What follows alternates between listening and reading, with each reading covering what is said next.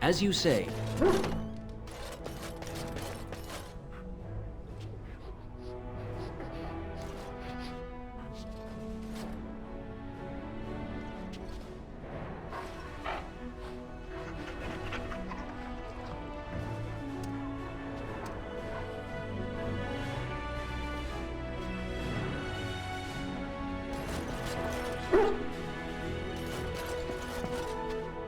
Fancy meeting you here. I heard rumours that Redcliffe was once again open for business, but my word, isn't this amazing? Such bustle. The Earl has kindly offered my son and I lodgings in exchange for supplies. I'm happy to help him. And you too, of course. If you have need of my wares, you have but to ask.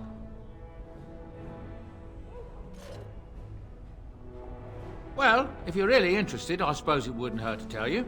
I am originally from Orzammar, the famed dwarven city that lies beneath the stately Frostback Mountains. I was a merchant there, too. Merchant caste. These things are in the blood, you know. You can't just leave them behind. I ran a fairly successful business. Rare artifacts, you know. Old things, grand things. The nobles loved them. Reminded them of the lost glory days, I suppose. One day, a noble woman came to my store. She looked around for a bit and then started shrieking in dismay.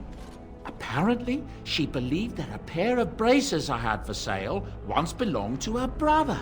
He'd been lost in a cave-in, you see, while on an expedition to clear out the darkspawn from one of the tunnels running close to the city. They were made specially for him. They're unique, she shrieked. He stole them from my poor brother's corpse. She had me arrested on the spot, of course. Nobles, they're touchy like that. Well, I didn't steal them. You see, I'd been paying these castless thugs to venture out into the deep roads for me. The lost tigers, they're full of things that people left behind. Sometimes you can find a treasure, something worth a little gold. That's exactly how I see it. The noblewoman, she wasn't too happy with the theft of her brother's braces. I don't know what they planned for me, and I didn't want to find out. Bribed the guard that was watching me and took off for the surface first opportunity I got. Never looked back. You're quite welcome. Now, is there anything the boy or I can get you?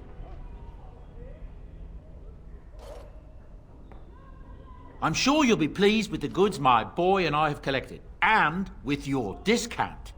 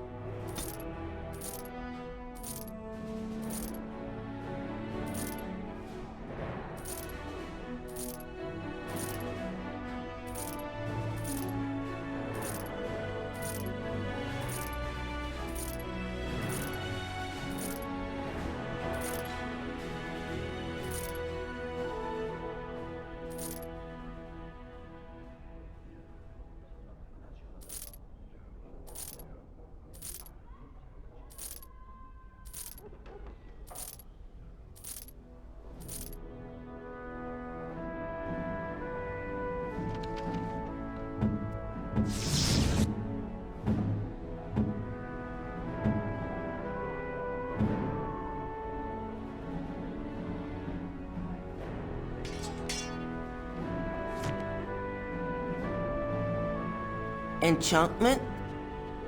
Enchantment!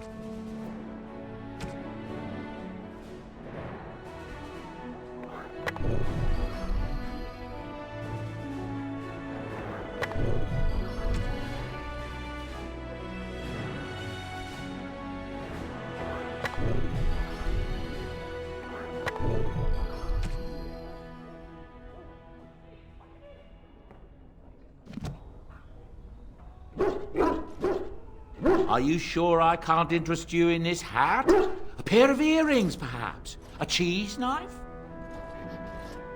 I'm sure you'll be pleased with the goods my boy and I have collected, and with your discount.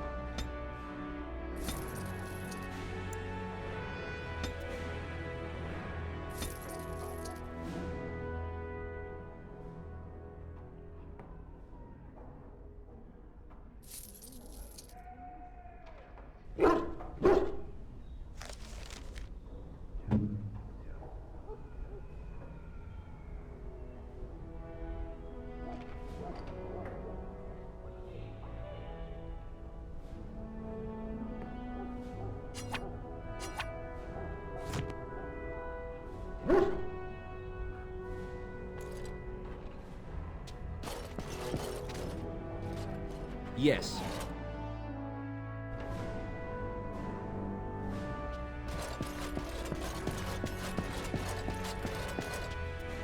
It will be done.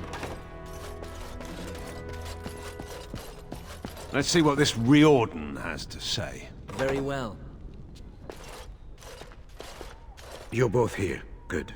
Please know I assumed you had already been told. Otherwise I would have told you this when you freed me in Denerim. I'm sorry. If you're trying to tell us that the darkspawn taint will eventually mean our death, we do know this. No, it's not that. I wish it were. Tell me, have you ever wondered why the Grey Wardens are needed to defeat the darkspawn? Were that so, then any skilled warrior would suffice. The Archdemon may be slain, as any other darkspawn. But should any other than a Grey Warden do the slaying, it will not be enough. The essence of the beast will pass through the taint to the nearest darkspawn and will be reborn anew in that body. The dragon is thus all but immortal. But if the Archdemon is slain by a Grey Warden, its essence travels into the Grey Warden instead.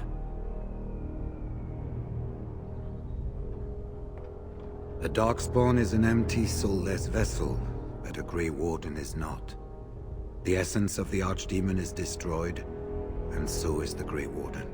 The Grey Warden that kills the Archdemon perishes. Yes. Without the Archdemon, the Blight ends. It is the only way.